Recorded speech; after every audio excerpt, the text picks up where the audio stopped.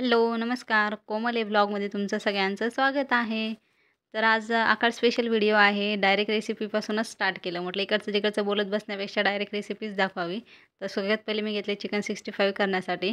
Boneless chicken घेतलं आहे. त्याच्यामध्ये अद्रक लसूणची पेस्ट टाकली आणि हा चिकन 65चा रेडीमेड मसाला आणला आहे. तर त्याच्यामध्ये काहीच टाकायची गरज नसते. मीठ देखील टाकायचं नसतं.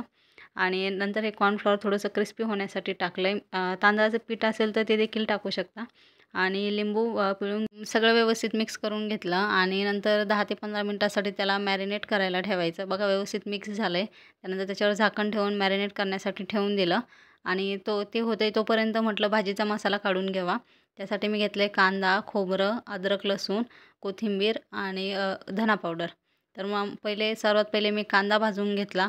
नंतर खोबरं भाजून घेतलं आणि धना पावडर भाजून घेतली आणि ही जी कोथिंबीर घेतली यातली अर्धी कोथिंबीर मसाला वाटताना टाकायची, जेणेकरून त्याची खूप जास्त टेस्ट पण छान लागते.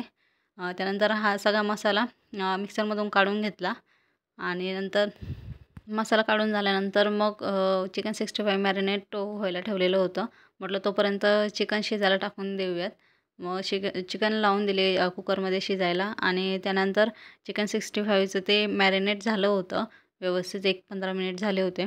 मग त्यानंतर थोडंसंच ऑइल घेतलं कढईमध्ये, कारण हे ऑइल परत शिल्लक राहिलं तर दुसरं कशाला यूज देखील करता येत नाही चिकनचं असल्यामुळं.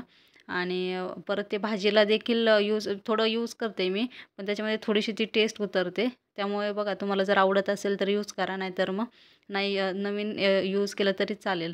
मी तरी ते वेस्ट जातं त्याच्यामुळे मी यूज करून टाकते चिकनच्या भाजीसाठीच. त्यानंतर बघू शकता मस्त लो टू मीडियम फ्लेमवरती ते मस्त फ्राय करून घ्यायचे. बघू शकता किती छान क्रिस्पी झालेत. त्यानंतर पटपट राहिलेले देखील सगळे फ्राय करून घेतले आणि फायनल तुम्ही बघू शकता किती छान झालेत.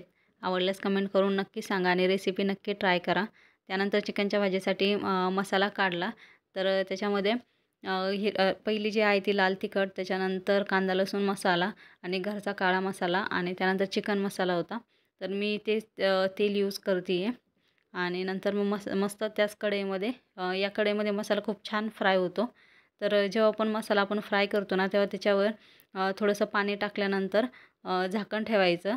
मग त्याला खूप छान मस्त तो भाजला गेला की तेल सुटतं आणि मस्त तर्रीदार होते भाजी. तर त्यानंतर तुम्ही बघू शकता मी नंतर त्याला मोठ्या कढईमध्ये ट्रान्सफर करून घेतलं, कारण मला त्याच्यामध्ये चिकन ॲड करायचं होतं. त्यानंतर चिकन ॲड करून घेतलं आणि तुम्हाला जशी कन्सिस्टन्सी पाहिजे त्यानुसार तुम्ही पाणी ॲड करू शकता. आता याच्यामध्ये मी हे थोडं बॉईल झाल्यानंतर मी याच्यामध्ये त्या दिवशी मी जसं एक व्हिडिओ केला होता गुरुवारी, तर त्याच्यामध्ये मी सांगितलं होतं मी संडेला काय काय प्रिपरेशन करते. त्याच्यामध्ये मी बाजरीचं पीठ भाजून ठेवलं होतं. तर ते बाजरीचं पीठ मी आता टाकते आहे. भाजीला उकळी आली की ते टाकायचं. मग आपल्याला जेवढी घट्ट भाजी पाहिजे तेवढं थोडंसं पीठ ॲड करायचं.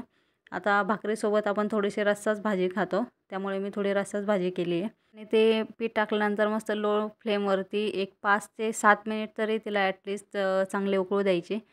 त्यानंतर पटपट 2-3 भाकरी करून घेतल्या आणि मस्त अशी थाळी रेडी होती. तर कशी वाटली माझी आजची रेसिपी आणि आजची थाळी, आखाड स्पेशल थाळी. व्हिडिओ आवडल्यास चॅनलला सबस्क्राईब करा. थँक्यू.